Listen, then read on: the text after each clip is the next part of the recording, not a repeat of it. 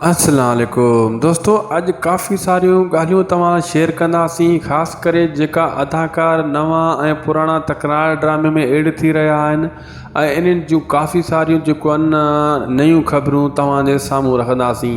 ऐं मुंहिंजे ख़्याल में तव्हांखे हीअ वीडियो आख़िर ताईं ॾिसणु घुरिजे ऐं थी सघे त दोस्तों शाहिद खुसो वीलॉग यूट्यूब चैनल के भी ज़रूर सब्सक्राइब कंदा, असांजे पेज के भी फॉलो लाइक शेयर ज़रूर कंदा।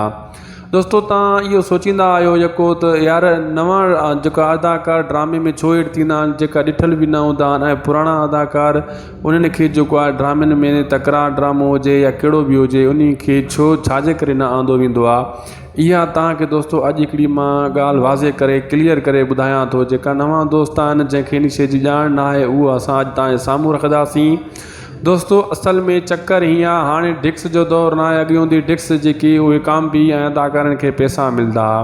हाणे जेको आहे फ्री वारो कमु आहे ऐं नेट ते इन्हनि खे पैसा मिलंदा आहिनि चैनल ते। ऐं अहिड़े हिसाब सां नवां अदाकार जेका हूंदा आहिनि उहे पैसा ॾेई करे पोइ ड्रामे में अची शौक़ सां जेको अदाकारी कंदा आहिनि, हज़ारे लखे रुपया भरींदा आहिनि ऐं पंहिंजा घर जा ढगा ढोर थां खपाए पोइ बि अदाकारी करण जो शौक़ु रखंदा आहिनि। इन जे करे नवे अदाकारनि खे तॾहिं ड्रामनि में खयो वेंदो आहे त छाजे करे चैनल वारनि खे पैसनि जी जेका आहे टेंशन ख़तमु थी वेंदी आहे। नवे अदाकारनि खां पैसा वठी हू पुराणनि खे ॾींदा आहिनि। जेका पुराणा अधु अदाकार नवां तॾहिं ड्रामे में हूंदा आहिनि, अधु वरी पुराणा हूंदा आहिनि ऐं नवें खां पैसा वठी पुराणनि खे ॾिना वेंदा आहिनि ऐं नवें जो शौक़ु बि पूरो थी वेंदो आहे। के वरी नवां जेका टैलेंटेड हूंदा आहिनि उहे मशहूरु थी वेंदा आहिनि। के वीचारा ईअं लाठिड़ा हूंदा आहिनि उहे वरी ठौंशा मौशा खाई जेको आहे ड्रामे ख़तमु थी वेंदो, उन्हनि जो शौक़ु बि पूरो थी वेंदो। अहिड़े हिसाब सां जेको आहे ड्रामनि जो मज़ो विञाइजी वेंदो आहे, उन्हनि खे वरी अदाकारी बि न ईंदी। इहा आहे अॼुकल्ह जी राज़। दोस्तों असांखे ॾींदा इजाज़त, ख़ुदा हाफ़िज़।